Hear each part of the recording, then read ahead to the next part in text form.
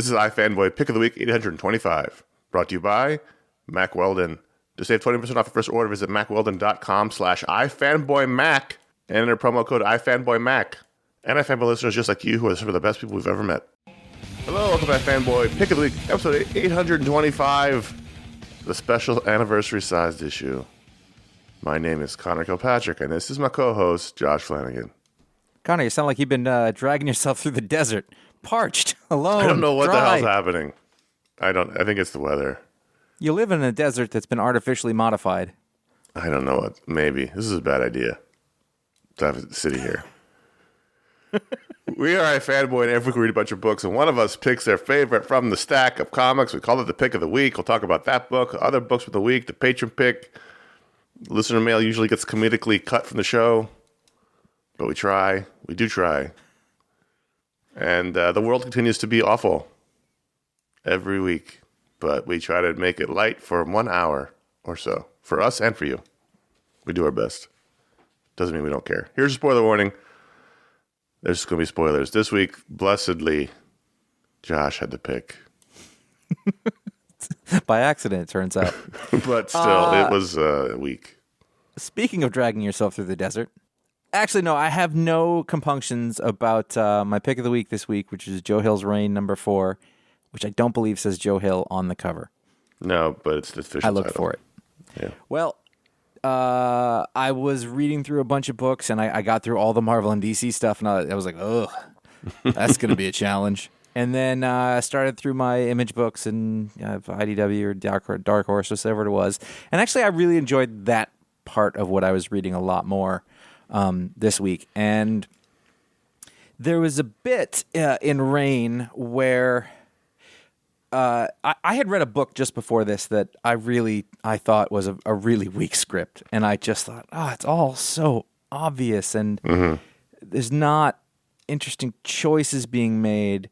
Right. And I started reading this book, which, just to recap, the idea is that one day, instead of raining liquid, it rains these sort of crystal needles, and anybody who's caught outside is killed. Yeah. And so there's this girl, and she has a girlfriend, and her mother, I believe, were killed.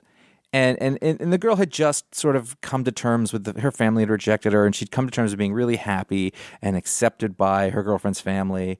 And never be happy in a fictional story. No, never. That's the rule.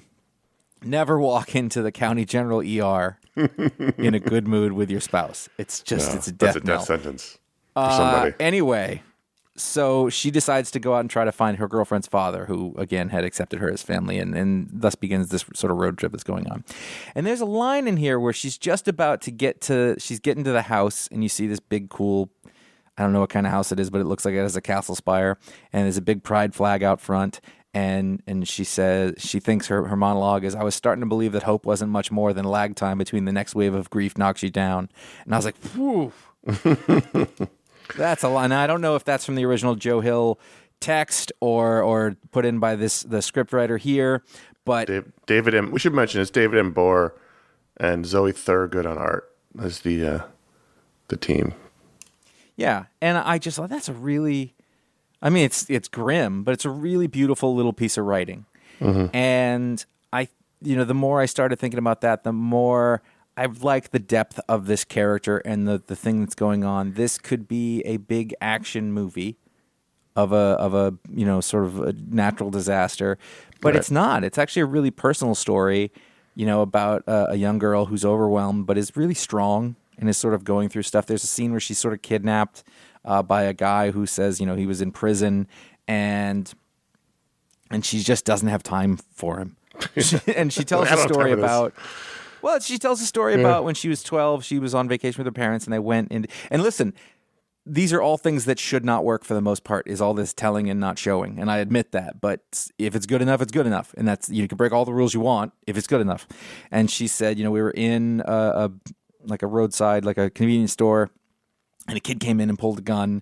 And the mother was just like so sad for him because it just looked so pathetic. And they described the way they were holding the gun, and they were embarrassed. And the mother was like, and she just walks out. And And that's what this character decides to do with the guy that is sort of threatening her and holding Just her. be clear, the story is about her girlfriend. Yes. Yeah. Not her son. That's true. Either way, she, and so she's sort of just deciding to be strong. And then, so after that one bit of dialogue that I just said before, we go and we find out that the neighbors of her dad are horrible people. Of her, I'm going to say her dad, but it's her girlfriend's dad, but it's too cumbersome. The guy that were horrible people, and she finds out that he was kind of murdered, and there's a revenge factor that goes on here, but it's sort of, I don't know, it just didn't play out, and nothing played out in any way that I expected it to. I was really impressed by the cartooning, which if I was to look at it on its surface, I don't think I would like very much, but I think that the storytelling and the acting that is going on with this style of expressive cartooning is really strong. There's a bit where at the end, the neighbor, the thing has happened to him, and his daughter is walking around outside, and his daughter used to be babysat by the dead girlfriend. This is confusing to talk about. And just the drawing of this scared, lost girl, with her big eyes. Yeah, it just shows like it's a way of saying like this girl's been through a lot, and she doesn't know what to do. Her dad is a monster. The world is ending, and she's pretty innocent in the whole thing. And then there's the kid, the little boy, her neighbor, Templeton. Yeah, and he has I don't remember what it is, but he was sick. He can't really be outside. The sun right. is bad for him. I know what you're saying there, Templeton. But he's really smart. It's just a lot of things going on here that are very subtle and not like it is tedious for me to explain them to you as a listener because it's not high concept stuff. But all of these things together, like it's to the point where I see there's a new issue of this and I go, oh, I'm really excited because I have no idea what's going to happen. Like I have no concept of where they're going. I just know that you've got characters who are really interesting and in incredibly unique circumstances, and I don't know, and I'm just along for the ride like they are, and that is so thrilling when you can read so many stories, and they're not all bad, but there are basic templates for things, and this is going to happen, and then I have no idea what's going to happen here. I don't know how long that goes on. I don't want to look. It's one more issue. I'm just in for the ride. I just said I don't want to know. I know, but I'm just letting you know. You have to tell them at my own expense? Someone's going to tell you, and I might as well be the one. Yeah, that's...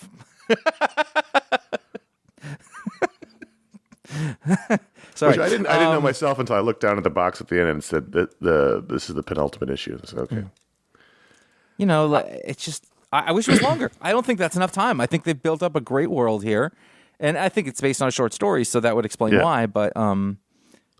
I just thought, and it's one of those, I really like a pick like this because it's not a number one and it's not, like a huge, it was just like, this is just a great comic book issue and I really, really enjoyed reading it and I really enjoyed the craft that went into it. Yeah, I mean, I made the joke earlier. This is probably the best comic I read this week. There was another one that I enjoyed a lot, but this is really probably... I thought this might be one of those things where you're like, yeah, it was fine. No, my feeling on this book is that I like it quite a bit. But I still feel like issue 1 was a perfect single issue that told a complete story, and I don't know that it needed any more. I know it's based on a longer piece, but like if it had just been that one issue, I would have been like, that was one of the best short stories I've ever read in comics. I get that. It's still going, and it's been good, and I've really liked it. And like I said, this is one of the best comics I read this week. But if it had ended with one, I thought that was a perfect story to tell. Now, because I find getting kidnapped several times on the road. It's all very Walking Dead-y, and not because it's all the same sort of genre thing. But I'm very curious how this wraps up because there's really nowhere for this to go in a good way. But no, I'm not saying it's bad. I'm not saying I'm not happy there's been more issues. I'm just saying I still think that the first issue was a complete story that was great, and this has been good, very good. The art's terrific. I think Joy Thorogood is really, really good. She's created this really interesting and lived-in world, and the characters are all different looking, and the expressions are terrific. And it's all still very cartoony, and it's not at all realistic, but it still feels very realistic. Yeah, no, and if I look at it, I'm like, well, this anatomy's not great, but it doesn't matter. Like, that, again, it's just like, did they accomplish what they're trying to do? Well, absolutely, 100%. And so it works. the anatomy might not be perfect because it's a exaggerated cartoon, but there was another comic this week where I thought, wow, the bodies are just terrible. Like they're all slouchy, but that's a superhero comic, and this is a real life sort of horror book, and that works for this. It's funny because I can easily I can always say like I don't like horror books, and it's true. I don't like the jump scare monster killer guy. It's horror, but it's not right. like that right. kind of horror. So I'm saying like so it's wrong for me to be like I don't like horror. I just think that most horror tends to be that other kind of thing, whereas this is I mean it's natural disaster, which as you know I love. There's one scary bit that I had where I can complain. The only complaint I had about this book is, she finds her girlfriend's dad's body, and the whole time in this issue, it's been threatening to rain. They keep us updated on the the temperature and the dew point, like it's about to happen, and it's a little drizzle, but when it's little crystal nails, it doesn't matter about it's drizzle. Anyway, in the course of dragging his body inside, she gets a lot of crystals in her. Not enough to kill her, but a lot.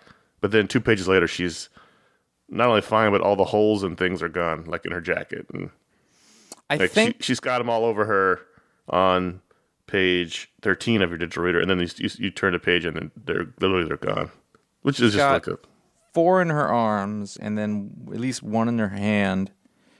The thing is that all of that was a device to, like the idea that she had to like drag him in to get him out of the rain was silly, and then drag him upstairs and put him in a bed. But that's so that she can enact her plan. I'm not questioning why she had to do it. It's just like she got crystalled in her shoulders and hand, but then the next page she's sitting on the bed reading, and there's no, she's not bleeding. Yeah. She's not. The crystals are gone. The holes in her jacket are gone.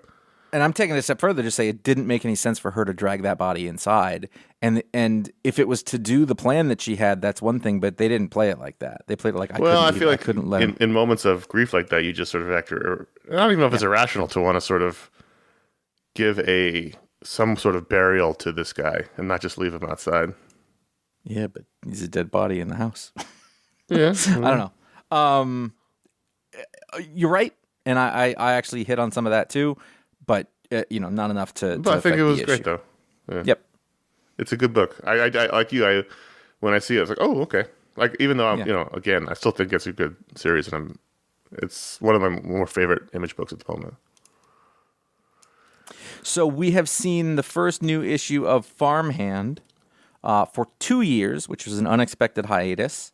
Rob Guillory, whose essay in the back I did read. And because I know Rob, or I haven't talked to him in a while, but I wanted to see what he had to say. And he's very earnest about his creation, and I really like that. When I opened this up, I thought, I don't remember anything about this. I didn't recognize it had been 2 years. It's like, I don't know, maybe it's been 4 months. I don't know. And I looked, and I specifically was like, I wonder if there's some sort of recap here. And there wasn't. And I started reading it, and I was kind of confused. And then I realized that I was in the middle of a 6-page custom-drawn recap, and I was like, oh, God bless you. He recognized that it had been a while, and then he set the tone for where we were, and I really appreciated that. Yeah, I really did like this book for a long time, and when I finished this issue, I thought, I guess I don't really think I want to read it anymore. I don't really think I really care anymore. But then I read the essay, and he said it's only got 10 more issues, and I thought, well, geez, I've already done 16, and might as well finish it. But at this point. And it's not just the 2-year break, which definitely did dampen my interest, but I think towards the end I was starting to lose my overall interest. This is a complicated story about this family that developed this plant hybrid medical technology, and that was all really interesting. And then it branched out into these giant monsters and zombies, and that's when I started to lose interest initially. And now it's like full on these. Zombies have taken over the town, and the family is sort of quarantined off in this compound. And what I thought was fun about this was the father-son and grandkids dynamic of this prodigal son returning to this family that was really fucked up, and now it's sort of become a monster book, and I'm less interested in that. And they're all the same people. Yeah. Like the dad and the son, and I think that as well. established. I see what you're saying, and I kind of agree with you, but I'm interested to see where it goes. I just I know where it started, and I was down with it, and then it turns into this other thing, and I almost feel like in the comic books, it's kind of inevitable to be this kind of story, especially an Image comic. I mean, it becomes a Walking Dead Stillwater situation, which is kind of what's happened. And just because of the unique thing that Guillory has going on with his art, I kind of don't know what. I don't know. Like the genre is one way, but his art makes me think of another. His art's kind of jokey. Like he's even got his little notes in here on the wall, and there's stuff, and in some cases it's dramatic, but in other places it's just little jokes again that he's sticking in there, and the tone keeps me on my toes a little bit. So I guess I'm interested in that part, and I am interested in just what the end game is here, I guess. I'm going to stick to it for the rest because this is only. I for a long time I really liked it, but I think for as a way to come back after 2 years, it was a really good place to have a time jump. Right. I don't know if it was a time jump, but I read it that way. I think I don't know. It's been so long. I think it was a time jump to the point where this town has been taken over by this evil force. I might be projecting, but I think that one of the things that's interesting to me about this is that it takes place in Louisiana, and it takes place in a place that I don't know or necessarily understand or is what I would expect it to be. I know Rob is from this place in the South in Louisiana, but it's not the same idea of what the typical idea of what you tend to think of the South is. It's this kind of interesting, integrated community. There's a lot of, I think the personal stuff going on is really interesting, and I put up with the rest of it to see what that is all going to be. And I really like how the different characters, the guy, what's his name? I don't know. He's in charge of the shelter. He's like, I'm just going to go drink now. I find that guy funny because he really is doing the right thing and he's working really hard, but he's also hopeless at the same time. Right. And I don't know. It's just, it's this weird mishmash of styles and tone that I find attractive instead of unattractive. Has Jean-Francois Beaulieu always been coloring this? I don't think so. I had that same question, though. I don't think so. He might have done some of them. It looks different.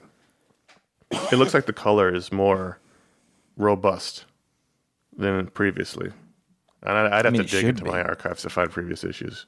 Yeah. But it looks great. I think the color popped more and had more depth to it than I remember this book having. I think you're right. I have that same sense, but I can't back it up. I'd have to really go back and look to see who used to color this book. I think it works, though. If you're talking about a world where the plants are taking over or whatever, then that green is important. Yeah. I think it was a flatter look before. And that's not necessarily bad. That's a style. But I think it was. Yes. I feel like the colors were flatter before. Yeah, but and I would have said that is a better match for his art, but I think this works. Yeah. This week we had Flashpoint Beyond #0 from Jeff Johns and Eduardo Risso and Trish Mulvihill and Rob Lee. And this book is so weird, but I kind of liked it. I didn't read it, so you tell me what's up. It's a sequel to Flashpoint, which shouldn't happen because the Flashpoint world ended. That was the whole turning point. The Flashpoint world became the New 52, and Barry went back in time to save his mom, and then he came back to the present day, and he had it was like Biff was the president, and there was a giant casino, and Marty had to save the day. It was that kind of thing where he comes back and the future was worse, so then they had to fix it, and that led to the New 52 being born. That was 12 years ago, or whatever it was. So that's the whole thing here is where Thomas Wayne. Well, there's two stories happening. One is, I would assume, in our present DC world with Bruce Wayne, Batman, and the two characters from Doomsday Clock, the mime woman and her mime husband. They're investigating something, and they're looking for Janie Slater's watch, which is the watch from Watchmen. And then in the Flashpoint world, Thomas Wayne is freaking out because he's like, none of this should be here. None of this should all be gone. I got rid of this to save my son. And so there's this parallel storytelling of the two Batmen, all drawn by Eduardo Riso in various styles, which I liked quite a bit. There was, can I say I'm looking at it right now, and let me just say, give me this one critical bit here. Look at this book. Yeah, that's a good looking comic book. Go ahead. I really liked how his style got different. Like in the middle, we hang out with Barry Allen for a while in the Flashpoint world. He's the Barry Allen who never became the Flash, so he's sort of the shy, dweeby CSI guy who keeps breaking dates with women in his building and can't get ahead. And so the style gets sort of more like, almost looks like colored pencil a little bit, and that part's beautiful. And then there's a great sequence where Thomas Wayne kidnaps him, and because his idea is that he's just got to create the Flash, and as soon as the Flash exists, then the Flash can fix it all. So he takes him to the top of the roof of Wayne Casino and straps him to like an electric chair and hooks him up to all the chemicals from the lab, and waits for a lightning strike because it's a thunderstorm. And I kind of suspected this would happen, and it did. He gets struck by lightning and just dies. He's just a husk of a burned out person. It was a weird book, and Johns has been relegated to this corner. He used to be the man at DC. From what we've heard, he lost some power struggles. He didn't get his way in terms of the direction of the universe, and so now he's sort of relegated to this strange corner where he's still investigating Watchmen as a piece of the universe, and he's still investigating Flashpoint. And I'm not sure I'm interested in all that, but I did find this compelling, and I always feel like at the edges of those stories is a little bit of the old DCU that I miss. Mm-hmm. It's just there at the corners. And it's just a beautiful book. It was a weird book, beautiful. But I really liked it. Writing 5G averted on the first page is a fairly bold statement. It's rare you see corporate struggles taking place out in the open in a page of a comic book. At first I thought, it's like a conspiracy theory, like 5G that people are scared of is averted. Then I went, oh no, he's specifically talking about the DC publishing direction in general. And I can't help but think, good work. Yeah, so I don't know. This is leading into a miniseries that Jeff is writing, but Eduardo is not drawing, which is a bummer. But I'm going to read it because I'm desperate for any Jeff Johns DC work, but it was strange, but not in a bad way. And this is so bizarre, but I like it kind of way. Mm-hmm. And I think the Eduardo Riso art really helps because his art's kind of bizarre in a way I like. I wouldn't think it would be a good fit just from saying Jeff Johns and Flashpoint, and then you stick Eduardo Riso in there. But right away looking at it, I thought, that's fantastic. Yeah, I mean, this is not the book I was talking about, but he's got the characters have weird body language, and everyone's kind of misshapen, but it works in the style, and it works in the story. So, I liked it. I'll read it. The Image 30th Anniversary Anthology #1. Yeah. I had not really planned to read it, but I did. And it's 60-something pages, and it went quickly enough. But what I really got out of it, the thing that I'm interested in talking about, is that there is an I can't imagine, I don't know if this is intentional or not, but the zeitgeist in here is just murder. It's like killer, murderer, killer. I was like, what the fuck is going on? Everyone's anxious. I know, but it's like an angry, murdering anti-hero thing that it's dark. It reminds me of, I mean, it's sort of imagey, I guess, in the way, like so many of those characters in the beginning were more violent versions of things that we'd seen before, and this is just the unfiltered version of it. But literally, I'm flipping through it, and so many of these stories are about killers. Is it? I mean, 'cause I have this on my iPad. I downloaded it initially when it looked like it might have been the Patron Pick, but I didn't read it once it wasn't because it was long and I didn't have a lot of time this week. It's one of 12, which I always feel like is really ambitious for Image. They never finished that original Founders miniseries, that they did however many years ago. There's 10 stories here. So my question to you, as someone who read it, and I'm looking at the creative list, and it's a murderer's row of people. Not murderer's row. That's a bit over the top. No. But it's a very solid list of creators. Are these all original stories, or are these stories that tie into the books they've already been writing at Image? Mostly original, but a couple of the other. Okay. So the Blizzard, which is that first one, Jeff Johns and Andrea Moody, probably the best one in here, the most interesting. Also probably the most mainstream, but it's still about a murder. It's about a murderer murdering a murderer. It's Dexter.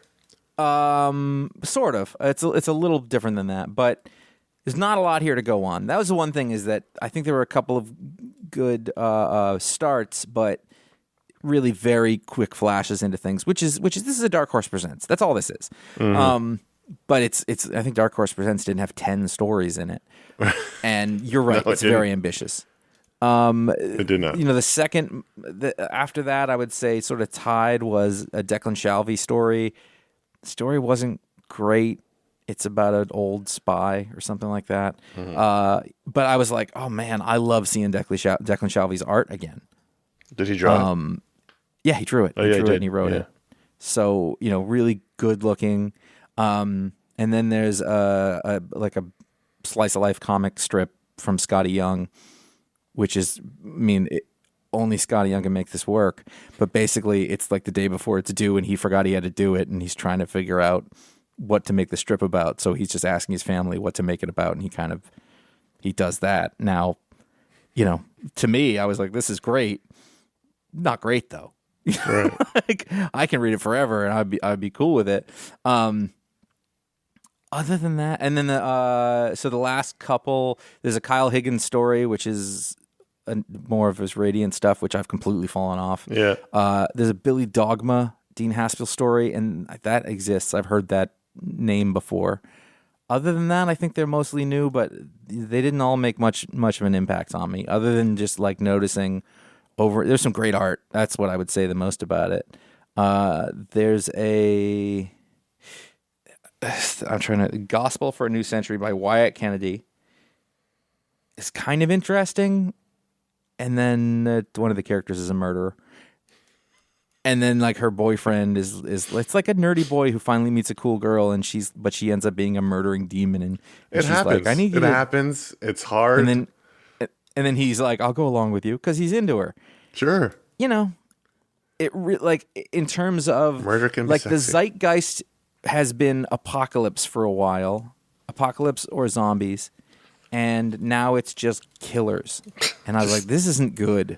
Because you can tell what's going on in the world by looking at Image's publishing slate. Yeah. It's the Nostradamus of zeitgeist. It just is, and it has been for years. I would question the idea of making it all, unless that's their plan, but it's just a weird thing to make your 30th anniversary anthology mostly about murder. It is. Break it up with a few other stories. And then you've got, that's the thing, this is going to be crazy to you, but this piece of work from Image Comics needed editing. No. I know, I swear. What? It just somebody's got to guide. Even an anthology needs to be guided to a certain extent. It's one thing about those DC ones they do. At least they have a theme. They've got something. And what you have here is murder. 60 or 70% of the book is about murderers, and then there's a cute family cartoon. Maybe they're all family murderers. Maybe that was the subtext and you missed it. I've met Scotty and his wife. I don't think they're murderers. Maybe they're working it out. They have done. I just think it's a weird thing to have a 30th anniversary anthology and have it be about murder, or mostly about murder. I think that's just a weird choice. It was just aimless, and I just think the other thing I feel like they were like, "Hey, do something," and then they waited for people to turn it in, and they put it together. So there was no. Right. It's just what happened. Which is there's value to that. There's an artistic sort of integrity to that, but does it hold together as a reading experience for a person? No, I don't think that it does. You should check it out. I'm curious to see what you think. Yeah, I'm going to read it, but are you going to read more of it? I think I'll check out the next one. I don't think I'm going to I'm going to start picking and choosing. I think there's certain parts of it that there was one of them I really didn't like. I like the art a lot, but I'm trying to remember what it was. I think it was The Hopeless Story by Mirko Adolfo. Hopeless. Yeah, it was so grim. Yeah. Hey, Connor, I got a question for you. Yes. What do you think I'm wearing under my clothes? I told you to stop calling me and asking me that question. I've but asked you to stop. But I think you're wearing Mack Weldon as you do. I am wearing Mack almost Weldon. every day. Yeah. Oh, yeah. They're black, quite form fitting. Yeah. Every day you call and tell me, and every day I'm like, cool. I'm not. Why are we just, having this I'm just conversation? because I'm excited about it, and I I know that deep down you're like, I get it, man. I can relate to you because of that. It's spring, man. Yeah. You can come out from under the. Well, for me, you live in a different place, but for me, I coming out from under the down materials. I am making copious use of my 2 Mack Weldon Ace hoodies, one zippy, one not zippy. Yes. Mine is literally sitting next to me to put on after the show. Mine is on me. I'm in it right now. I take such good care of them when I wash them too, because I don't want them to lose that newness. So like I'm washing. It's very them. soft. Yeah, it's very soft. I'm washing them like on the gentle cycle. I got special soap. I'm doing they don't say you have to do that. I'm just saying I'm doing that. They've got their daily wear system. All the clothes work together for real, so you can sort of put together your what's this, the radius pant, maybe one of the shirts, the t-shirts, like the Pima shirt. It's nice. And maybe an Ace hoodie or sweat or crew. Your style is available, whatever it is, whichever one of those things you like. It's you can available. Mix and match them all together. You got socks. There's a jacket should you need it. There's wallets. The whole thing you could do. You could be a full MWite. That's not there. That's not in the. Trending. They did not. But it's the season of Mack Weldon, is what I think. I've made. You think so? You're saying spring is the season for Mack Weldon? Yeah, I mean, to be all fair, the seasons are good for Mack Weldon, but spring is like the most. You get the most options. Yeah, no, totally. And I made use of Mack Weldon gear while I was skiing all winter. So that's how it goes. So winter is also the season of Mack Weldon. Yeah, and summer. It's breathable. And fall as well, because then you get the hoodies and everything. Yeah, there's a breeze. It comes back around. So all the seasons. It's true, but we're gonna specify spring at this point. Okay. So if you are looking to step up your daily routine, if you had a couple of really nice pieces of clothing, it's very difficult to go back. And that's totally how I feel about Mack Weldon. It has invaded my life in a wonderful way. You can check out Mack Weldon for yourself and save 20% on your first order. Visit mackweldon.com/iFanboyMac. We added the Mac at the end of it, so the code is iFanboyMac. So you go to mackweldon.com/iFanboyMac and enter the promo code iFanboyMac, and you'll get 20% off your first order, and you can find your perfect look for the spring. And also, if you buy a certain amount there, you can continue getting discounted at that level, because I'm at that. At the Weldon Blue loyalty program, so that there's the coupon for your first order, but you work it right. You can keep saving on those items, and it's worth it. This is where I wish I had a button that I pressed and it would play Return of the Mac. We don't have that button. We don't have that. Return of the Mac is not by Craig Mack, because he's kicking new flavor in your ear. So, Josh, the cover of Naomi Season 2, Number 2 screams, "I want answers now" at us, and I also want those answers, Naomi.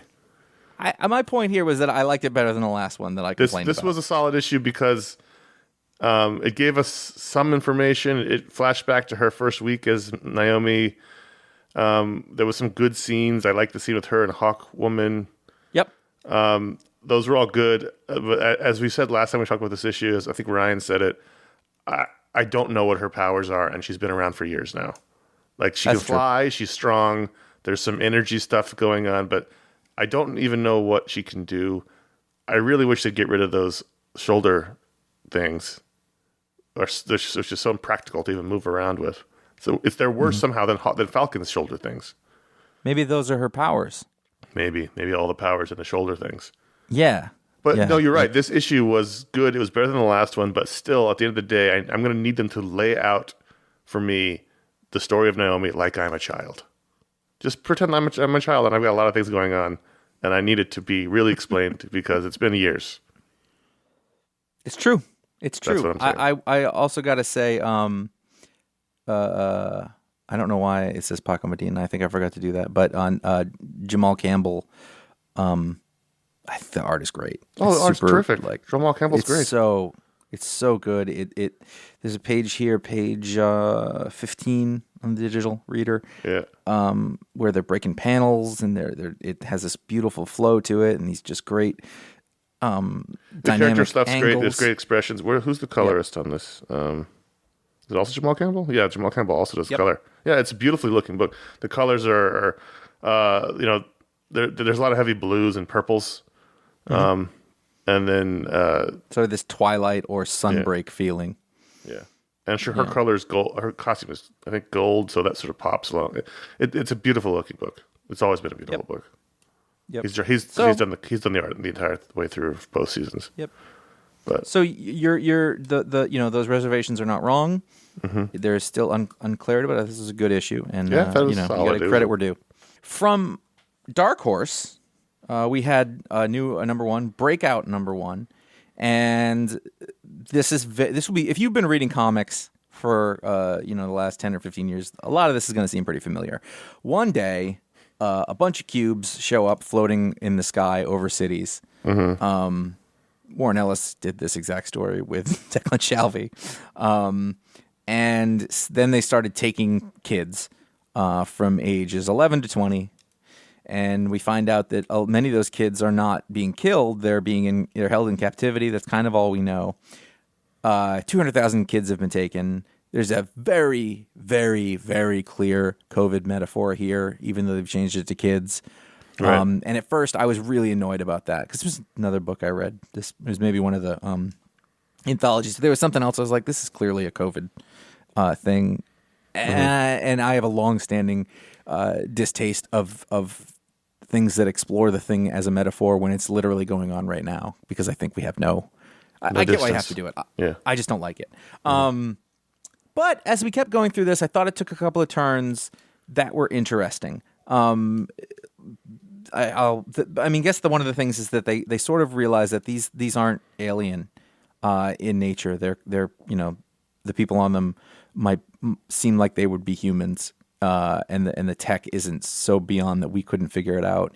And so this kid wants to save his brother, and he assembles a ragtag group of people, and they're gonna break in and do whatever. And it was fine, but I did enjoy it. I started off being annoyed by it being so on the nose, and then by the end, I was like, okay, I want to see what happens next. And I think that is laudable. New number one that seemed like it was about aliens and supernatural stuff that may in fact end up being about science, and I'm much more down with that. I know that we talk about a lot of these issues of Neil Gaiman's Norse mythology, and this is volume 3, number 3. And they all sort of end up being about the same thing, which is that Loki is an asshole. That's kind of the theme from all these books. But they're all terrific, and they're all based on Neil Gaiman's novel. They're all written by P. Craig Russell, and they feature different artists. This one's been by Colleen Doran, and it's beautiful, and it's all about Balder the Beautiful, and he's very fine featured, and he dies because of Loki. And so this whole thing is about going back to hell to get him. And it's just, Loki's an asshole. Someone should kill him. And I realize it's difficult because these guys don't die, but someone should just kill him. Because all of these troubles are because of Loki. There's this little twist. I think Mythology is best at this, where it's actually not evil in a lot of senses. It's like one-upsmanship. Yeah. Which is Loki's thing. He wants to find the trick and fool everybody, and there's no morality involved with it at all. And so there's a bit where, who goes down there? Who goes to Hermod goes down to hell, and he finds Balder and his wife. Balder looks like he's having a great time, by the way. They seem like they're at a tavern. There's a plate full of bread. They've got mead. They're hanging out with other people who got killed, including that dwarf that Thor kicked into the fire. That was the best panel. That was the best panel of the entire week, by the way. I've forgotten about it. I'm glad that you brought it up. Pages prior, it says Thor was in such a bad mood he thought he might have to kill somebody just to feel better. And then you kind of forget about it because it's one off. And then later, a dwarf happens across him and he kicks him into the fire. And Thor's like, that did make him feel slightly better. And I was like, all right, that's excellent structure. That's beautiful. You're right. Oh my God, thank you for bringing that up. Yeah, but they're happy. But anyway, the bit is that, and then who is it? It's not Hela. I guess it's whoever Hela is. Yeah. The queen of the lady Hell. who's Loki's daughter, who's in charge of Hell. Yeah. And she's like, "All right, you can have him back. I'll give him back to you, but you have to go out first." Everything in the world has to cry for Balder. Every person, every tree, everything. And if you find anyone at all that says that they don't care, they're unmoved by it, then he has to stay here. And I just thought, that's very difficult. And, because no one can agree on anything now. But I also kind of like that it's so, I'm telling you, I like the simplicity behind mythology. But I do. And I think when you put it into this form and you tell it in this way, it works really well. I'm gonna challenge you on the best panel of the week and say it was possibly the one with the murdering baby. It's true. That's a good point. While that dude, what was his name again? Hermod. While Hermod was in hell, Odin had another kid, because all of these people are Odin's kids. He's just popping them out left and right. And that kid was a baby who he killed Hod. But there's a picture of this little baby holding a bloody knife on top of this guy's body. I was like, that is fucked up. Not only that panel, the entirety of that sub-story happens within one panel. And the best part is that it says, while Hermod was in the underworld, Odin had another son to replace Balder, who was named Vali. And before he was a day old, the baby found and slew Hod, so Balder's death was avenged. Like, that baby had a mission. Yeah, well, Hod is the one that accidentally killed Balder at Loki's insistence, which was very tragic, I thought. I thought that scene was actually really well done, because he's blind and he's sort of not part of the games, and Loki, manipulates him into joining the game. The game is everyone's trying to kill Balder, but he can't be killed. You gotta respect this baby, though. Yeah, the baby's like, I don't want food. I gotta give me the knife. Like, I got one thing to take care of. It's a big newborn, by the way. Well, he's got Odin's son, for God's sakes. Anyway, I always enjoy these. The same way that you get excited, and I get excited too when a new issue of Rain comes out. I'm always excited when a new issue of Mythology is out. Me too. Absolutely. So those are the books we want to talk about, but over at patreon.com/iFanboy, the patrons can vote to add a book to the rundown. Every patron can. We had a 4-book race this week, which is very unusual. We usually only have at least at most a 2-book race. But we had 4 books in contention, but the winner ended up being The Sandman Universe, Nightmare Country, #1, from James Tynion IV, Lissandro Estelarin, Yannick Paquette, Patricio Del Pecci, that's definitely not right, Nathan Fairburn, and Simon Boland. And this is the latest in the Sandman universe. They occasionally do the Sandman universe books that take place ostensibly. Well, this one does, but in that realm. It's a Black Label book. It features a Corinthian from the original Sandman comic, and lots of bad dreams about eyes that have teeth that eat things. I mean, the Corinthian is the most terrifying thing to ever come out of Vertigo Comics. Yeah, I think yeah. As a visual, and also it's kind of a super interesting character. It's not a man. He's not necessarily evil. It's a different thing. He sips tea. He writes in his journal with a quill. But this is a disturbing thing. It looked really good. It felt just about right. But at the end, I don't know that it really needed to be done. I don't know what the point of these are. Well, I feel like Neil Gaiman covered this. Comics to Sandman fans, but right. Like Neil Gaiman covered this when he did the Sandman, right? And I didn't come out of it like I need more stories with the Corinthian. Not because it's kind of creepy, but also like I get it. Like that's been like it. I don't know I don't know that that character has the bandwidth to support more stories. And basically, he's going to go on a, it's going to be somebody's out there doing something sort of in his name, and they're taking over his territory, and he's going to, figure out what's going on and hunt it down, and I don't care. Yeah. I liked the art. The art's great. It was slightly inconsistent in terms of faces, but I liked it anyway. Mm-hmm.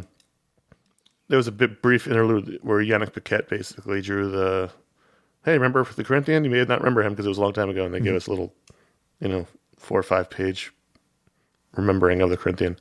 But the stuff before that was, I thought, the best part of the book. From the point where we meet the man and the woman at the bar, and she's telling the story of the weird dream she had with the teeth were eyes. And then they have sex. It's a one-night stand. She's an artist. The guy's like, you got some creepy paintings. I'm out of here.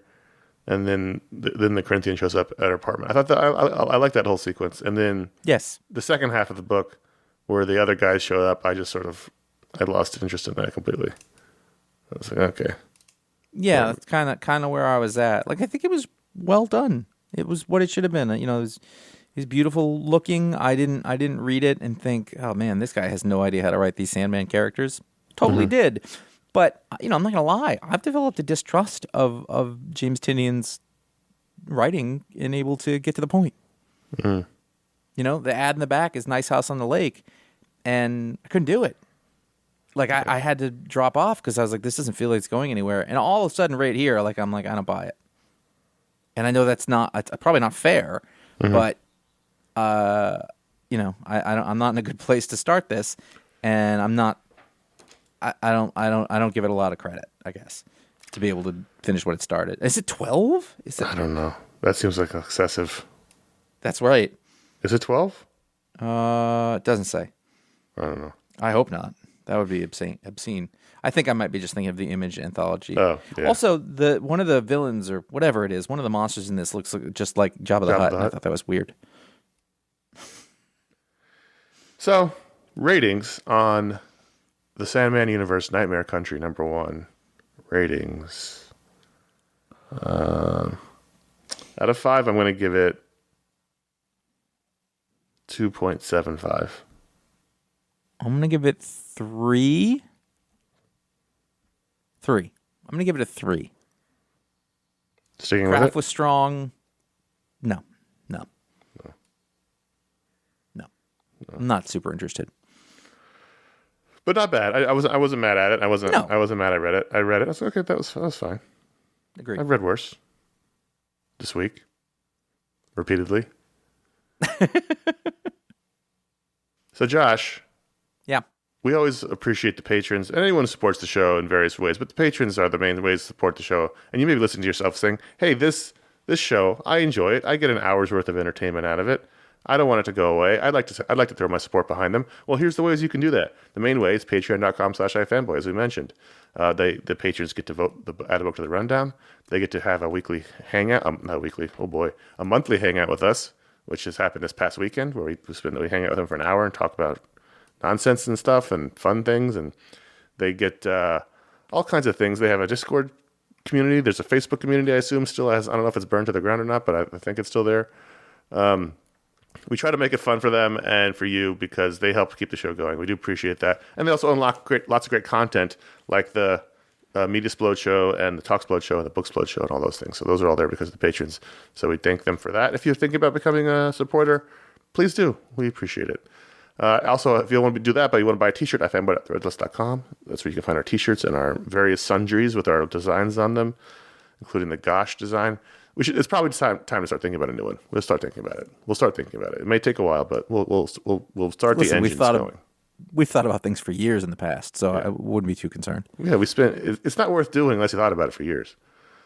iFanboy.com/support is where you can do just a PayPal donation. We get people who do that all the time, and we thank you. If you just want to throw a couple of dollars or lira or whatever is lira still a thing, or is it now euros?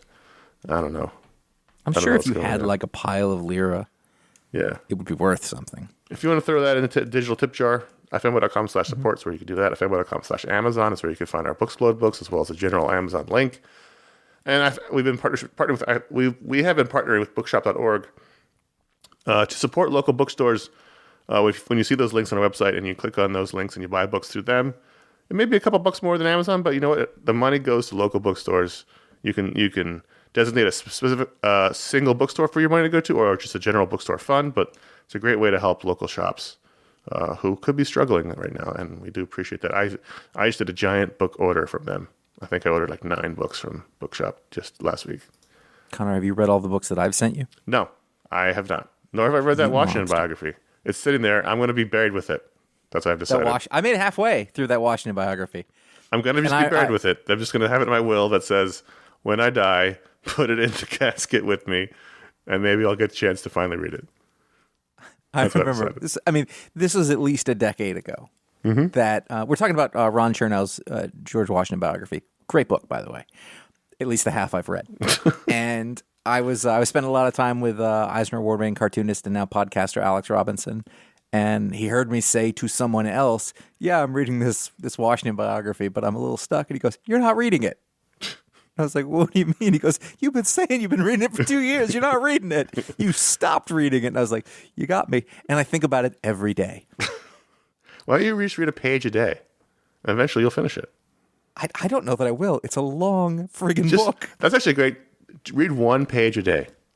It'll take you probably a year and a half, but I think you could finally do it. You know what I need to do? And I'm sorry for everybody listening. I put that shit on the back of the toilet. Put it back. Put it on the tank. It'll get done, one way or another.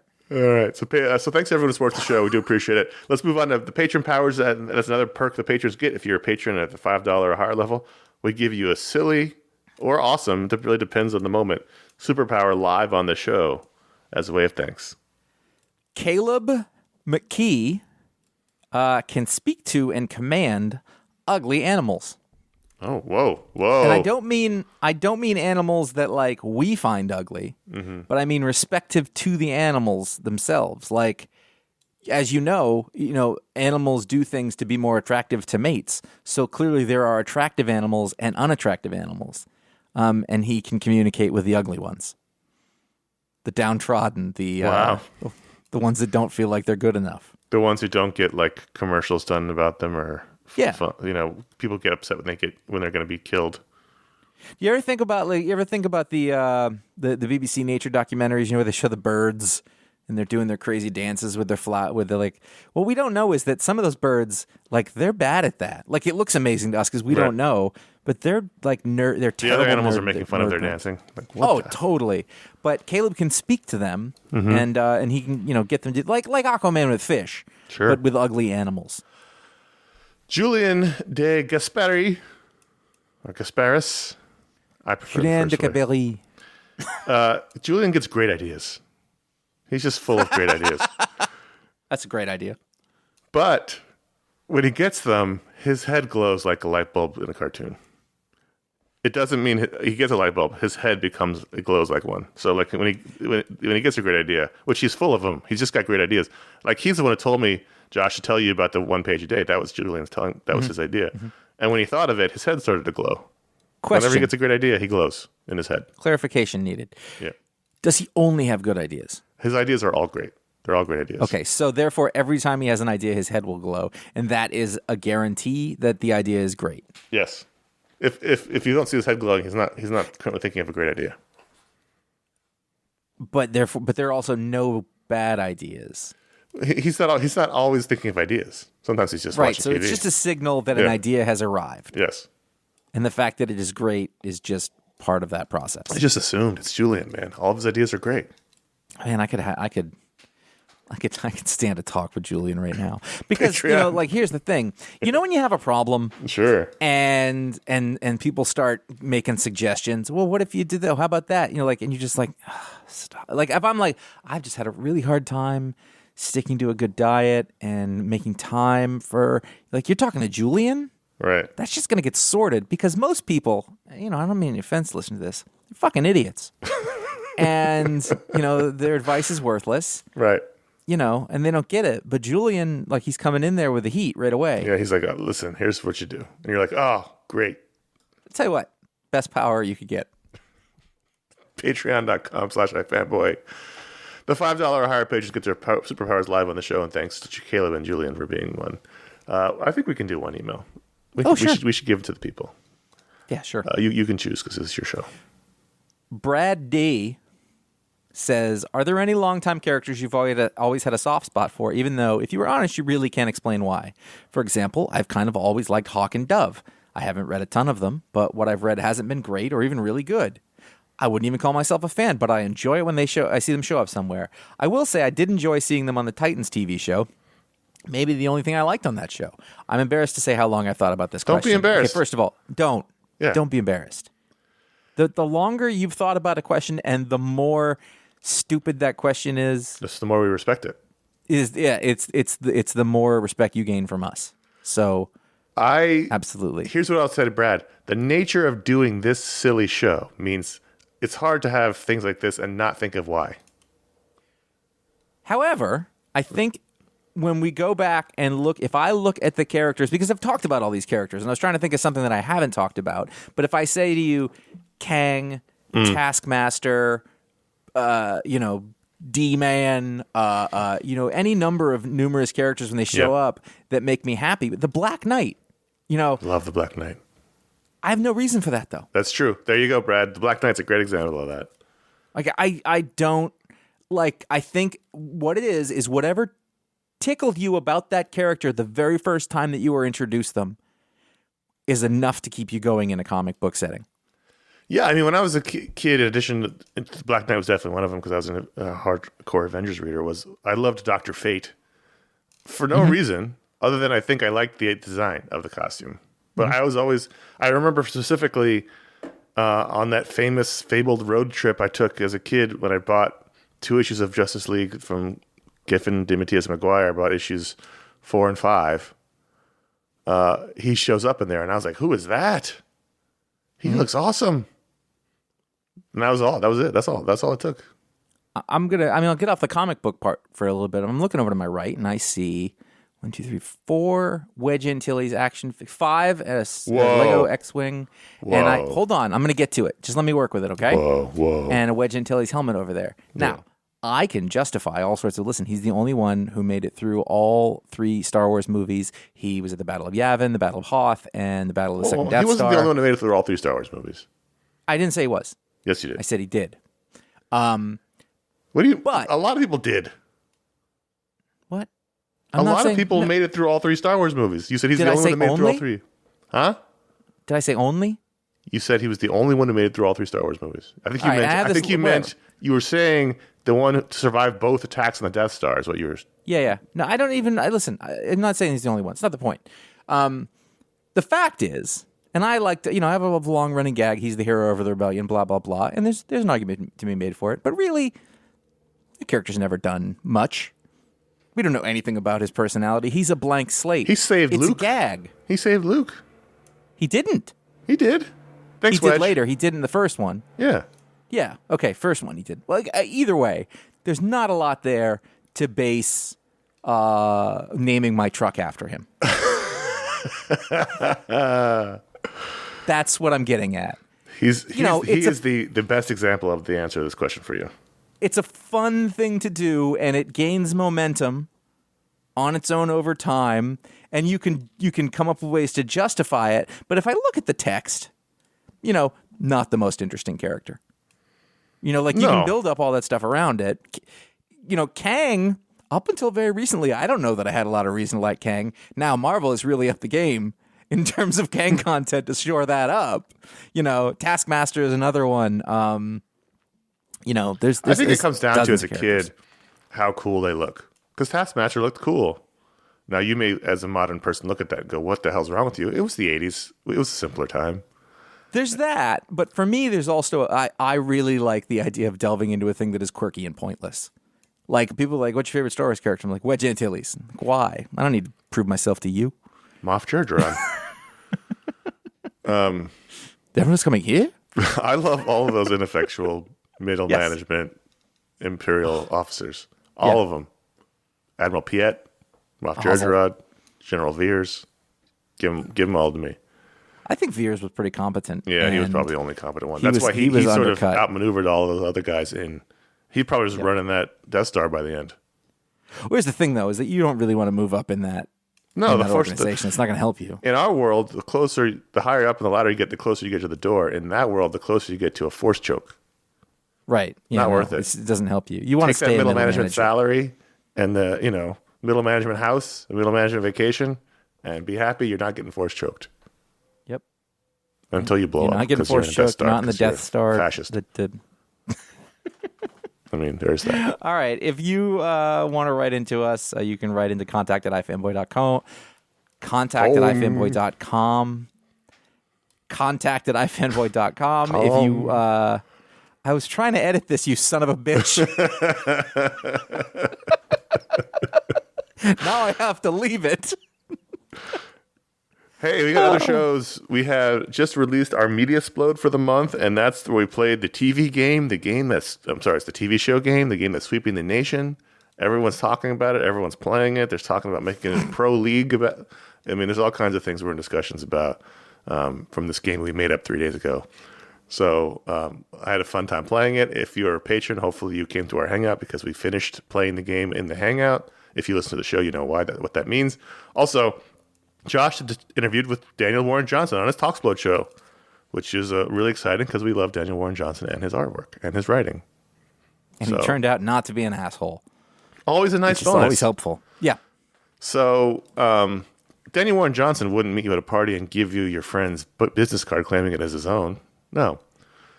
That's a deep cut. If Daniel Warren Johnson had the powers of our earlier Julian, he'd constantly have a light bulb above his head. Oh, boy. So check out those shows. Both shows, by the way, were Patreon unlocked. So thanks to that. Also, coming up, another Patreon unlocked show is our Booksplode show for April. Josh and I, and Ryan Haupt, who wormed his way into that one, is going to be talking about A Contract with God and Other Stories by Will Eisner, the man they named the award after, who we've never, I think, talked about actually on the show other than The Spirit. So that's exciting. I'll tell you, I guess this is my spoiler thing, is that I bought it a long time ago as this sort of, seems like it's an essential text I should read, and it didn't really stick with me very much. But that was 20 years ago, and I'm a different person now with lots of different perspective than I had then, and I'm really looking forward to what happens after this. And I've read a little bit, and I was like, I'm seeing things I would have never seen the first time. Right. And I'm very excited about it. You were a child then, and now you're a man with kids. Yes. Yeah. Yep. Where are we? I was mostly talking about lettering, but still.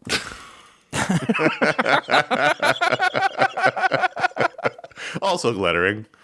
Yeah. My sons and lettering. Those are the things that are important to me. You can find all of our shows over at ifanboy.com, as well as the archive of years of great comic book writing from our many talented staff members. If you want to find out what the pick of the week is before the show comes up, you can follow iFanboy on Twitter and at iFanboy Comics on Instagram. You can follow Connor and I individually on Instagram at CS Gilpatrick and J.A. Flanagan. You can subscribe to our YouTube page at youtube.com/iFanboy and keep up to date with the remaining mini shows that are being uploaded until we finish them. Yeah, they finish in July, I think. I think that's when they really? That soon? Yeah, I have the list somewhere. This past week, we have the New York 4, which I believe is a Brian Wood graphic novel that was a Brian Wood graphic novel. Yeah, they finish July 14th. Will be the last upload. Yeah, that was a Brian Bastille Wood Day. Well, there you go. Brian Wood Minx graphic novel. That Minx line that lasted for a short time. And then Tales to Astonish by Ronan Rowe, which is my favorite mini I ever made. That's the mini where Josh can't get his boat started. He did a mini on a boat. Didn't